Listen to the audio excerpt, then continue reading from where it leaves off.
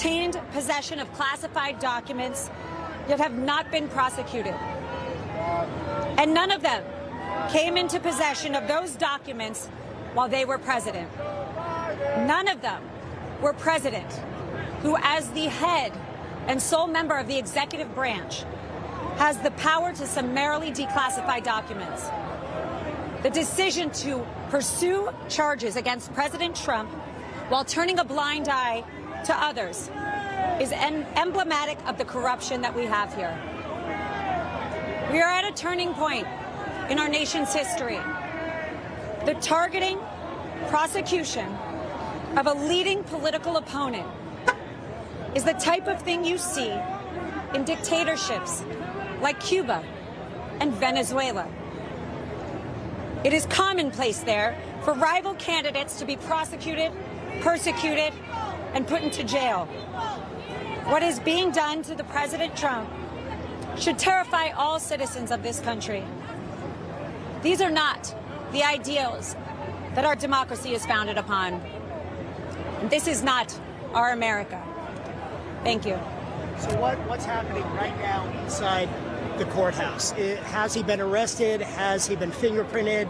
Has a mugshot been taken? Walk us through what's happening here now. President Trump is in a very unique position where he doesn't need to be given a mugshot, obviously. He is not a flight risk. He is the leading candidate of the GOP at the moment. He is going through a process that has been coordinated with Secret Service, and it will all be handled seamlessly. Thank you, guys. I love our country, and I've proudly sworn an oath twice. First, as a soldier enlisting because of the terrorist attacks on 9/11, and again as a member of Congress, where I served for 8 years. That oath swearing to uphold and defend the Constitution of the United States against all enemies, foreign and domestic. So when we look at the threats that we are facing today, those threats to our freedom, those threats to our Constitution, they're not coming from some far-off land or some foreign country. Those threats are coming from within. And they're coming, unfortunately, from people who do not share our love for this country, who don't share our appreciation for our God-given rights and freedoms that are enshrined in the Constitution. And so they are willing to sacrifice all of it in their ambitious and selfish hunger for power. And it's because of this that we are here today facing an unprecedented moment where a sitting president of the United States has taken action abusing his power to direct the federal government and justice system to be used against his major political opponent in the midst of a presidential campaign, charging him with multiple crimes with an election right around the corner. This is not something that should happen in the United States of America. And it could be the final nail in the coffin of our democracy. Now, President Biden likes to talk to us about how he is a champion for democracy, both here in the United States and around the world. But when you look at his actions, it tells a very different story.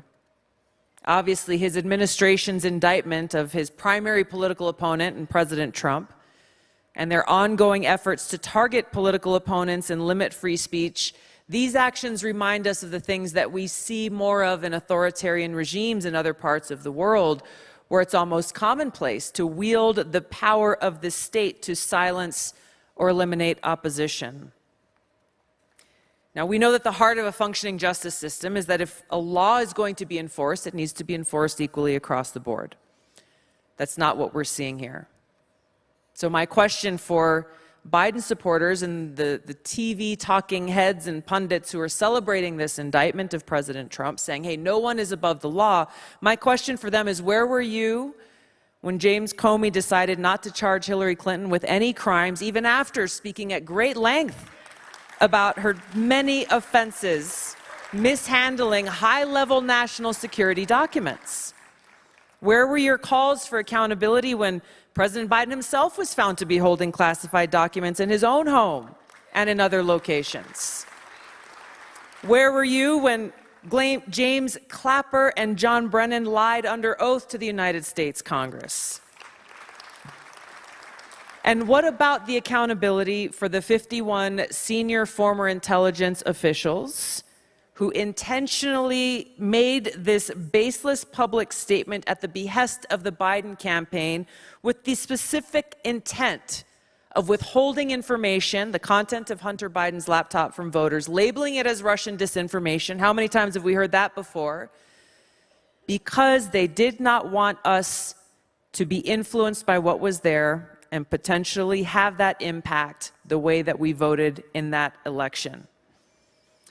And what about accountability for the FBI, those in the FBI who knowingly spread the Russia collusion hoax to try to undermine President Trump? It is heartbreaking to stand here with you today knowing that these are just a few of the examples. This is not a complete list, but it's evidence of the arrogance and blatant disregard for the American people, the rule of law, and our democracy that those in power have. This is why these things that I'm talking about, this should not just be of concern to Republicans. This is something that should be of concern to every American who values the rule of law, who understands that it's essential for our democracy.